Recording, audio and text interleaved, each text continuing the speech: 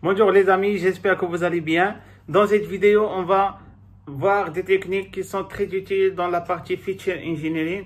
Et là, on va voir comment se comporter avec les valeurs aberrantes ou bien les outliers. Donc ça veut dire quoi déjà outliers? Donc outliers, c'est des valeurs qui se retrouvent c'est-à-dire à l'extérieur de la majorité des données. Je donne un exemple. Si vous êtes en train d'étudier, par exemple, le salaire moyen, par exemple, des Américains, donc vous avez, par exemple, Jeff Bezos, par exemple, vous avez Mark Zuckerberg. Donc là, donc ces personnes-là ont de très gros salaires et on a les autres salaires. Donc là, ça va pas être pratique ou bien ça va pas être correct de mettre toutes les personnes, donc y compris par exemple Jeff Bezos, Mark Zuckerberg, Elon Musk, donc ici dans la même catégorie donc des Américains pour avoir un modèle qui calcule le salaire moyen. Donc ça, ces salaires-là sont considérés comme des outliers ou bien sont comme des valeurs aberrantes. Donc l'idée, c'est qu'il faut séparer ces valeurs et les étudier à part et on étudie par exemple le salaire moyen à part. Donc là, on va présenter un ensemble de techniques qui va vous permettre de distinguer les outliers dans votre base de données. Donc là, restez avec moi et on se retrouve dans ma console. Mais avant de commencer, donc je vous demande de vous abonner à la chaîne YouTube pour être au courant des nouveautés qu'on partage dans cette chaîne. À tout de suite. Donc là, j'ai ouvert ma console Google Colab. Je vais d'abord importer les packages que je vais utiliser. Donc ici, importer les packages. Donc généralement, j'aurai besoin de pandas as pd. J'aurai besoin de numpy as np. Et j'aurai besoin également de seaborn, bien sûr, pour la visualisation. Voilà. Je vais maintenant importer la base de données. Bon, la base de données que je vais étudier ici, c'est une base de données des salaires des joueurs NBA de la saison 2017-2018. Bon, pourquoi j'ai choisi ici cette base de données? Parce que déjà, elle est simple et donc c'est un très bon exemple pour comprendre c'est-à-dire la définition des valeurs aberrantes. Donc, quand j'ai déjà parlé donc au début, si je compare par exemple les salaires de Mark Zuckerberg et Jeff Bezos avec le salaire moyen par exemple des États-Unis, bon, ça ne va pas avoir un sens parce que le salaire de ces deux catégories n'est pas le même. Donc, je ne peux pas me baser sur des réussites exceptionnelles des startups pour évaluer par exemple le salaire moyen ou même pour évaluer la valeur des startups.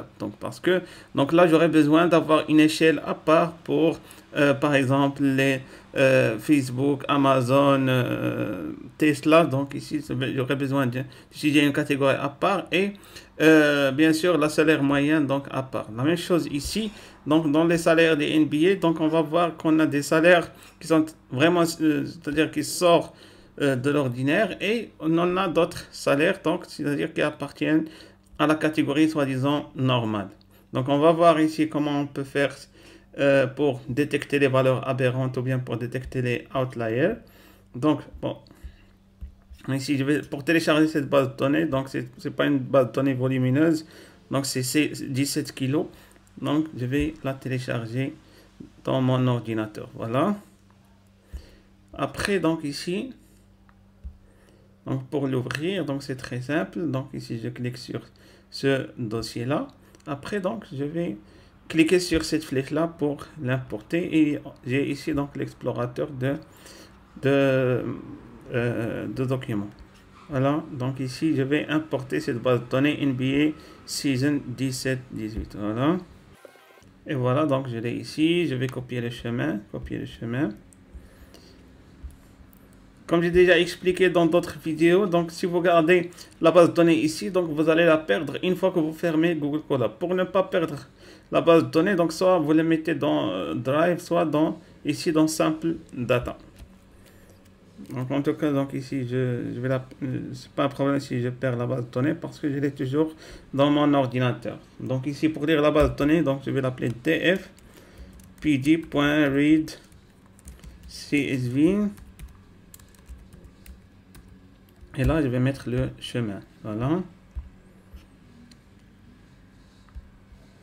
Voilà, donc maintenant j'ai la base de données. Je vais ouvrir les premières lignes.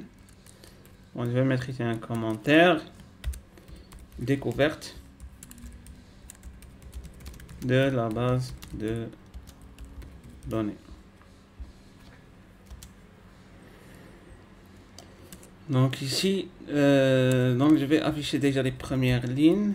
Donc je vais mettre par exemple ici 10, les 10 premières lignes. Voilà.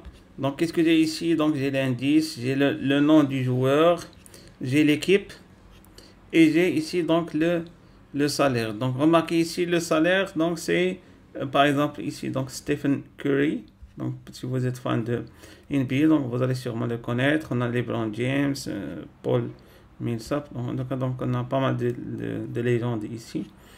Donc ici par exemple le salaire annuel, donc c'est 34 millions donc dollars. On va voir maintenant les dernières lignes. Il faut savoir ici que déjà les salaires sont classés ici. Donc ici par exemple 34 millions, c'est vraiment le meilleur salaire. Donc je vais voir les dernières valeurs. Remarquez ici les dernières valeurs. Donc ici par exemple ce joueur là, Joel Eddy, donc c'est 17 224 dollars. Donc, vous voyez l'écart donc entre le meilleur salaire et le dernier salaire. Donc, il y a un grand écart.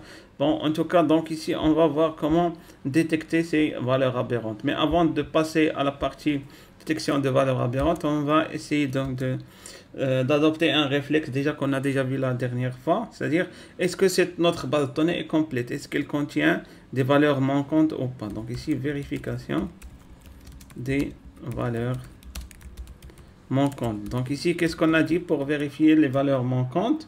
Donc c'est très simple. Donc on va mettre ici df.isNull_sum.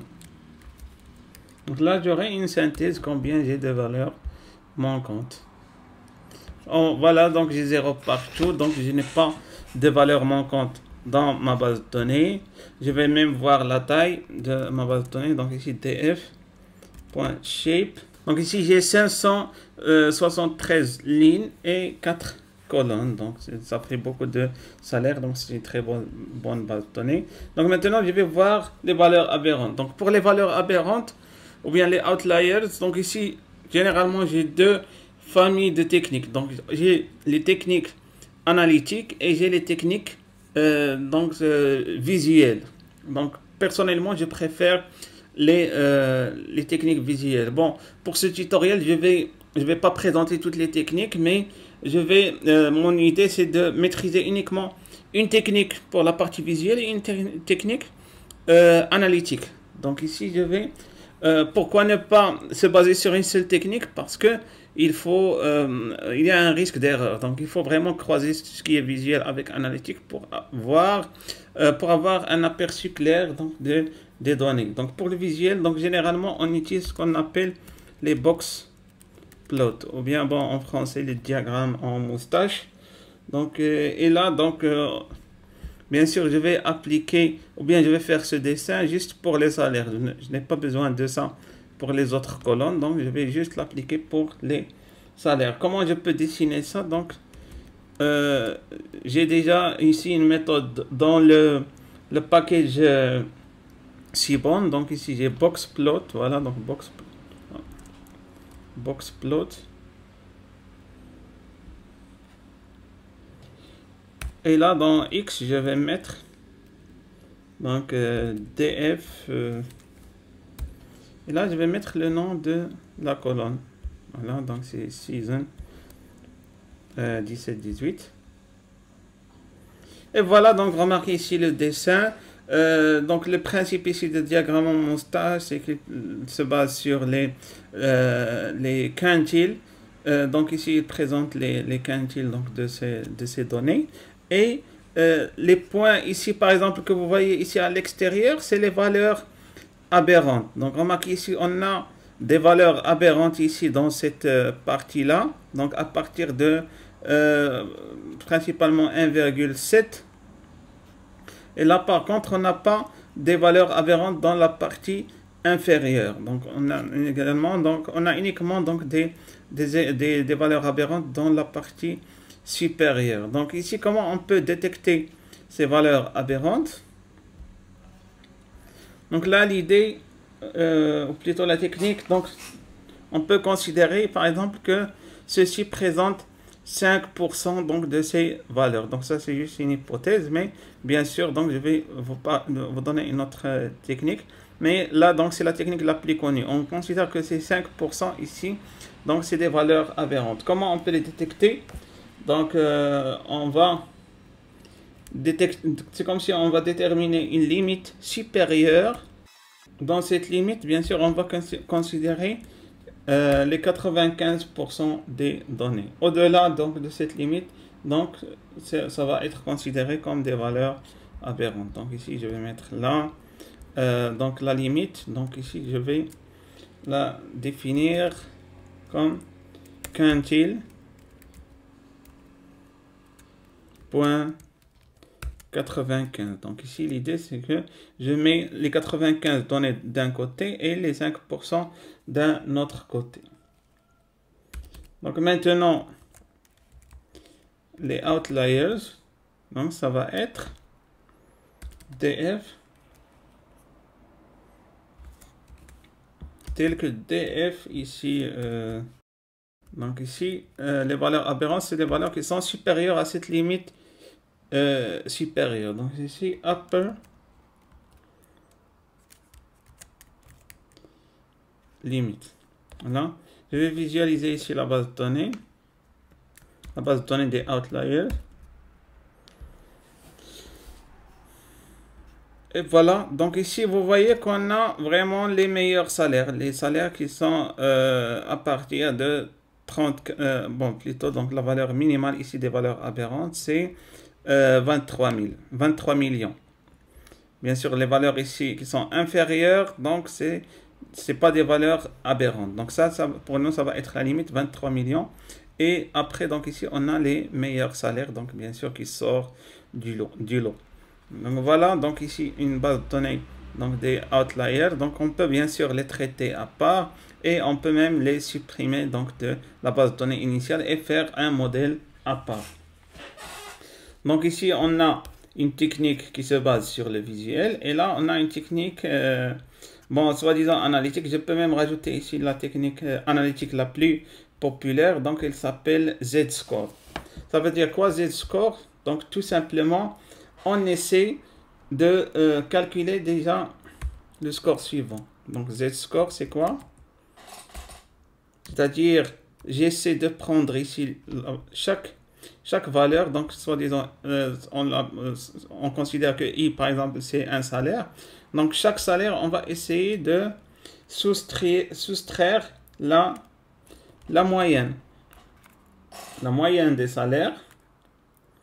Et là, donc, lorsqu'on, c'est-à-dire, on soustrait la moyenne, donc j'aurai pratiquement, donc ici, c'est comme si la distance entre la valeur et la moyenne. Et je vais la diviser par l'écart type. Donc ici, en quelque sorte, c'est comme si on essaie de mesurer une distance par rapport au centre qui est la moyenne. Donc c'est ça la signification du Z-score, c'est-à-dire on essaie de mesurer cette distance. Après, on essaie de voir si cette distance est supérieure à une valeur. Donc généralement, on prend 3. Donc c'est-à-dire on suppose que la distance entre la valeur et la moyenne, vraiment, c'est 3 fois l'écart type. Donc là, on va dire que c'est des outliers. Donc ici, on va voir comment utiliser ce Z-score.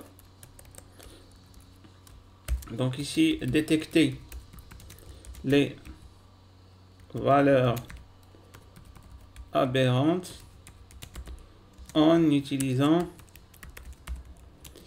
Z-score. Donc ici, ce que je vais faire, je vais déjà définir une liste dans laquelle je vais mettre ces... Donc là, c'est une liste dans laquelle je vais mettre les valeurs aberrantes. Et là, je vais définir une fonction. Donc une fonction que je vais l'appeler, par exemple, ici, detect outliers. Donc, il y a comme entrée data, deux points. Donc là, je vais définir quelques paramètres. Donc ici, threshold, c'est-à-dire la limite à partir de laquelle je vais dire que c'est une valeur aberrante. Donc on a dit que c'est 3. Après, donc on va mettre la moyenne. Donc la moyenne, c'est, on va utiliser NP, donc NumPy. Et on va mettre min data, c'est-à-dire les données d'entrée. Pour l'écart type, donc ici SDT, toujours là, donc on a une méthode dans NumPy, donc ici npstd, donc data. Donc là, donc on a les paramètres qu'on va utiliser. Maintenant, on va créer une boucle for i in data, c'est-à-dire on va parcourir les données et on va mesurer ce z-score. Donc ici, je vais prendre ce z-score là. Donc ici, je vais mesurer le z-score pour chaque i, donc dans la base de données, c'est-à-dire dans la partie salaire. Donc pour chaque salaire, donc je vais faire ce calcul et je vais faire une comparaison. Donc une comparaison de la valeur absolue de ce score, parce qu'il risque d'être négatif. Donc s'il est inférieur à la moyenne, si i est inférieur à la moyenne, donc ici np abs, donc ici z score qu'on a calculé ici, on va le comparer à ce threshold qui est 3. J'espère que l'idée est claire ici pour cette technique analytique, c'est très simple. Et là, donc if, donc ici, donc c'est-à-dire le z-score est supérieur à 3, donc je vais le rajouter à cette liste là, donc cette liste de outliers. Donc ici outliers, là je vais mettre append et je rajoute le i. Après, donc ici, une fois qu'on termine cette boucle, donc on va mettre return la liste outliers, donc dans laquelle on a mis toutes les valeurs. Voilà, donc j'exécute ici pour voir s'il n'y a pas d'erreur. Voilà, donc ici je vais appliquer la fonction sur les salaires. Donc ici, détecter les salaires considérés comme outliers ou bien comme valeur aberrante. Donc ici, je vais mettre là donc comme input df ici donc season 17-18. Voilà, donc ici on va afficher les, et voilà, donc ici on a les salaires. Donc ici, bon, en tout cas pour cette technique, on s'est arrêté à 27 millions. Donc vous avez le choix, donc là, donc ça dépend de votre lecture des données. Vous pouvez utiliser cette technique, comme vous pouvez bien sûr utiliser, c'est-à-dire 23 millions. Donc c'est comme vous voulez. Donc ici, c'est comme si on laisse plus de marge. Mais en tout cas, donc là, donc on a, puisqu'on a 773, donc je préfère prendre cette limite, 23 millions. Donc ça, je pense que ça va être mieux au lieu de ce z-score. Voilà, donc pour récapituler, donc on avait une technique qui se base sur le visuel, donc boxplot. Là, donc on a utilisé, donc ici on a pris les 5%. Donc rappelez-vous, donc ici on a pris une valeur supérieure. Donc si on avait des valeurs ici inférieures, donc on aurait défini une autre limite de ce côté. On a pris ici les 5% qui sont de ce côté, mais là donc on ne l'a pas fait. Sinon, donc on a cette technique z-score, donc qui peut détecter les outliers ici dans toutes les. Par contre là, donc on peut détecter les outliers dans tous les côtés, soit dans la partie supérieure, soit dans la partie inférieure. Sauf que là, on n'a pas d'outlier dans la partie inférieure parce que, comme on a vu dans le visuel, donc il n'y a pas de valeur aberrante dans la partie inférieure. Voilà, donc c'est ça, donc c'est ce qu'on peut dire pour la détection des outliers. Donc là, donc c'est des techniques qui vont vous aider pour comprendre votre base de données. Et voilà, donc on se retrouve donc dans une prochaine vidéo pour étudier une autre technique du feature engineering.